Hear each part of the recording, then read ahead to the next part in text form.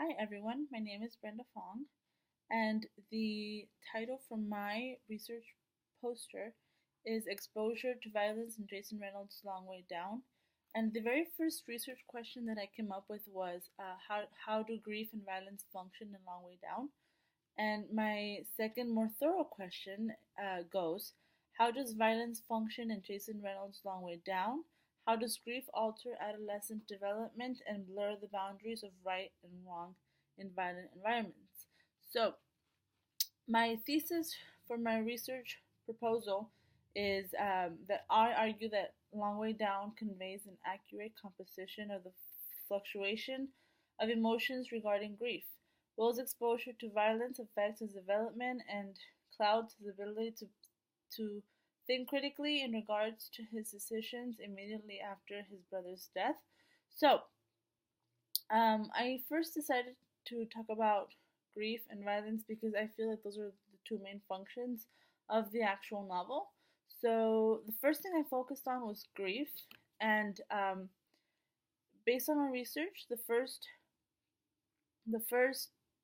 quote that I would like to share with you guys is in adolescence, the great variety of reactions are often recognized in sequence which are denial, anger, bargaining, depression, acceptance, and followed by attention to emotions related to shock, guilt, embarrassment, fear, curiosity, the need to master, and sadness. And I thought that was quite interesting because, as you can tell, it's a great variety of emotions. So I thought this was very well exemplified in the poem in the novel called But I Also Felt Guilty. So the passage from Long Way Down goes, But I also felt guilty for waking up, for breathing in, for for stretching, yawning, and reaching under the pillow.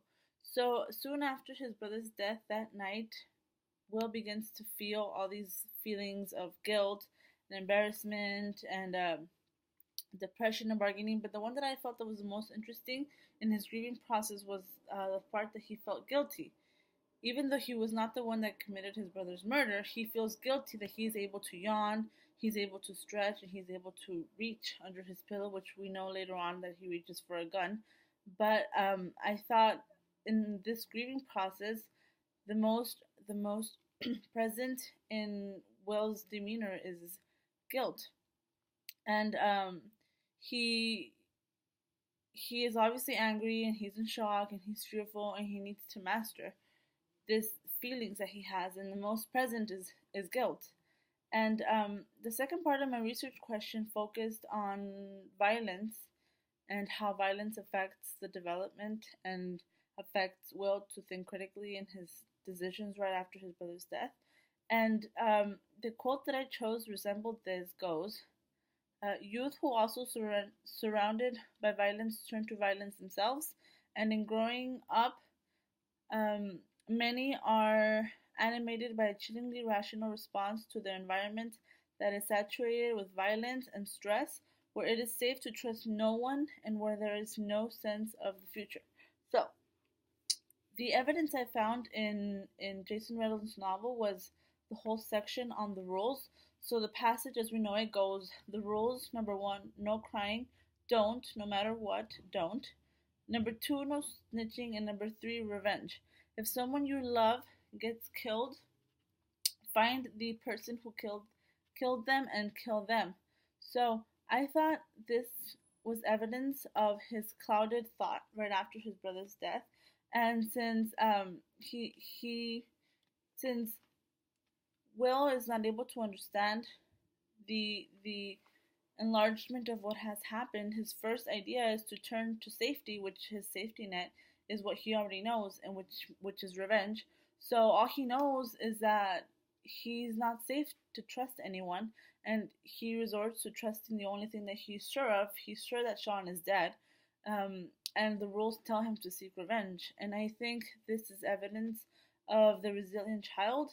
He is able to understand that he should not do this at the end of the novel. After meeting the ghosts of his loved ones, he wants out.